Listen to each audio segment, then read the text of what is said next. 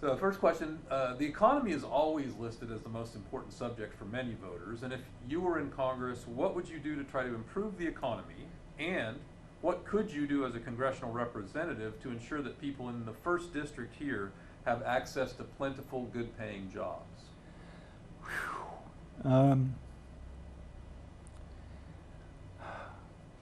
The real trick is going to be getting to the root cause of why the economy is in the shape it is today. And I would have to trace it all the way back to the year that passed the Federal Reserve Act, which began devaluating our money. And in order to reverse that trend, it seems to me that Congress should resume its duty of being responsible for the printing and coining of money and regulating its value. Same thing with weights and measures. There's too much fudging the way they've changed quantities and products that we buy. They've been cut back for a couple of ounces here, a couple of ounces there. But as far as this area, I've experienced personally what happens when big corporation decides to shut down its railroad yard, for example.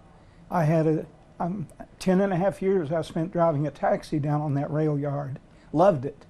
But the railroad decided they wanted to shut it down. And that's hurt people.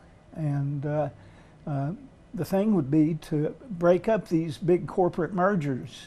And I'm very much against mergers of the kind like we've been seeing in the news in the last couple of years, predictably battle at health. Mergers are never good for the people because they always end up sooner or later cutting jobs, combining jobs, making more work for the same amount of pay, and I would work to try and reverse that trend as well. What is the best way legislatively to prevent gun violence, and specifically school shootings and mass shootings? I think they're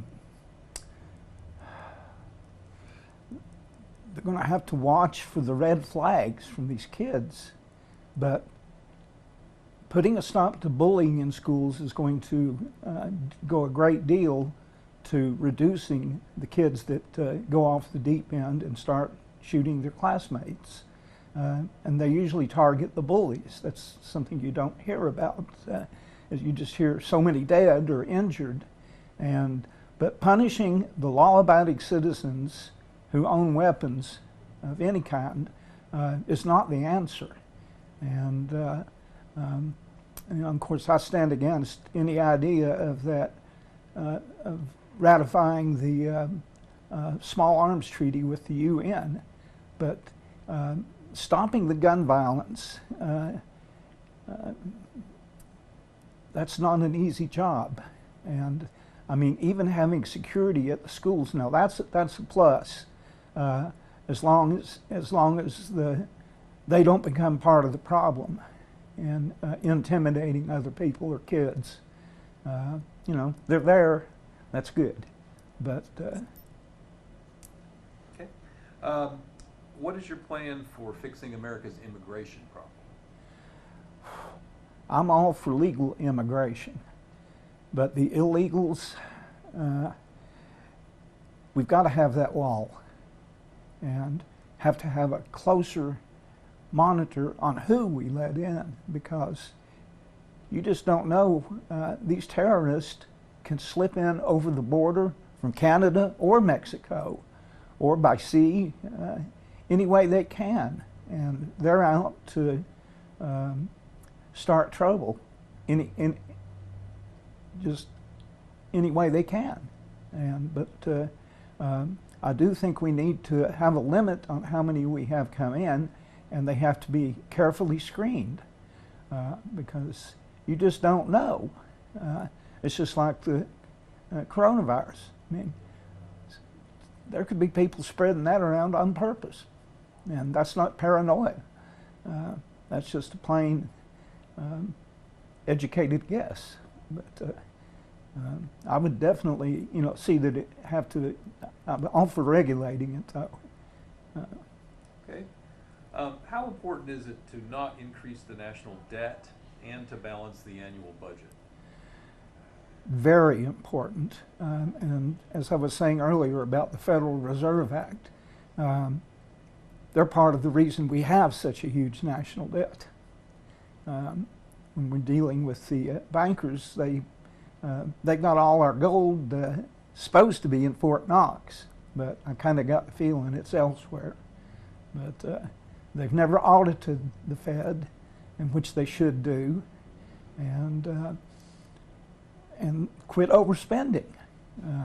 You know, and then there's all these dark projects that we aren't told about that are classified above top secret. And what are they spending that money on? You know, it's not just developing new technology. Well, it is, but for what purpose? You know, I think we have a right to know, and if it's just throwing money away, it needs to be stopped.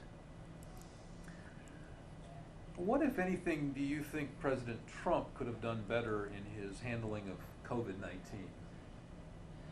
I thought he was doing a pretty good job. And unfortunately, some of the networks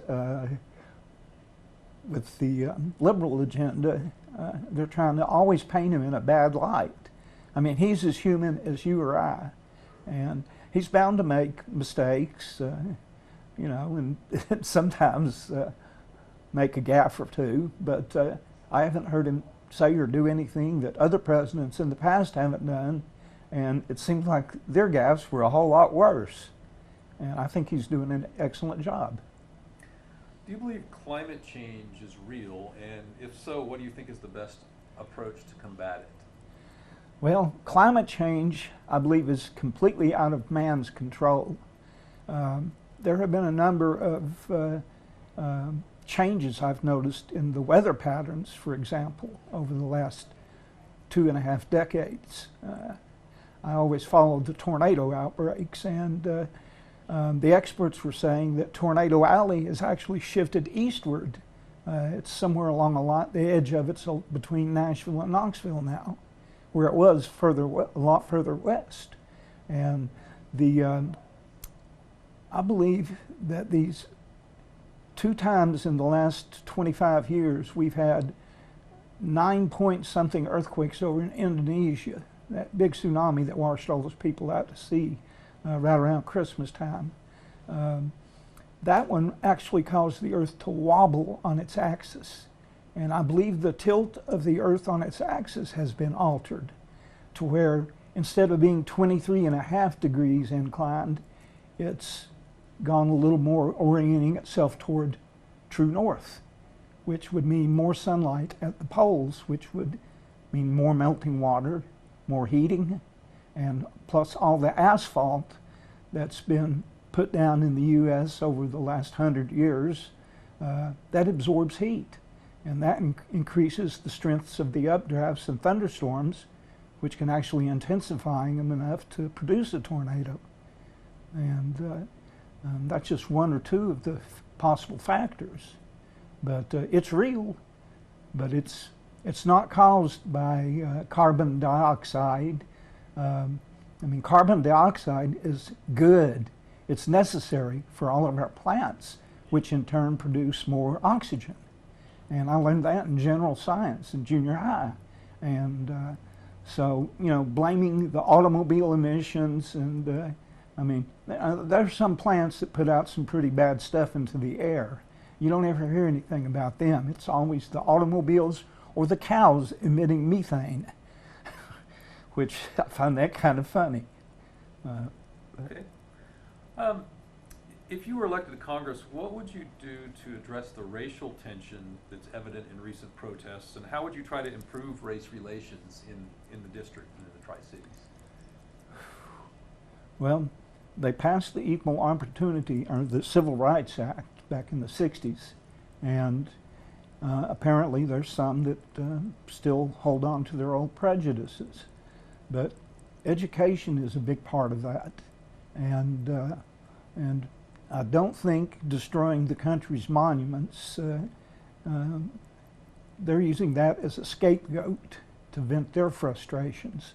But by the same token, when I was in the Army, we had different races represented in the Army: Puerto Ricans, Mexicans, African Americans, and they got promoted on their own merit.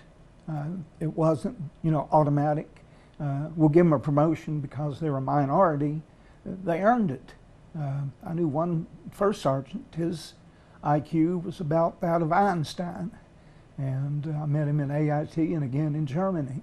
And we never had any problems. But I think there are agitators out there that are trying to rub our faces in the past and trying to rewrite history. That's part of the problem. But when these shootings and these chokeholds, especially the chokeholds now, that needs to stop. And also the other concern I have is the use of tasers. I think the Nazis would have loved those because from what I understood of police training, they train you to disarm a man coming at you with a knife. The martial arts trains you in disarming someone who comes at you with a knife. And now it's a little different when they pull a gun on you. In that case, it's protecting your life. But what happened to George Floyd was uncalled for, totally uncalled for. And just like the guy they arrested, tried to arrest for selling black market cigarettes in New York City. I mean, that's such a heinous crime. But he died for it, and that shouldn't have happened. Never should have happened. Do you support a regional economic development effort that could involve merging economic development organizations like NetRep in Sullivan County and Networks in Washington County, I'm other way around, sorry, and chambers of commerce in the Tri-Cities? And if so, do you think there's a role a congressperson could take in that? That, I'm not familiar with that. Okay, all right. And is there any approach that President Trump has taken to his job that you would have done differently?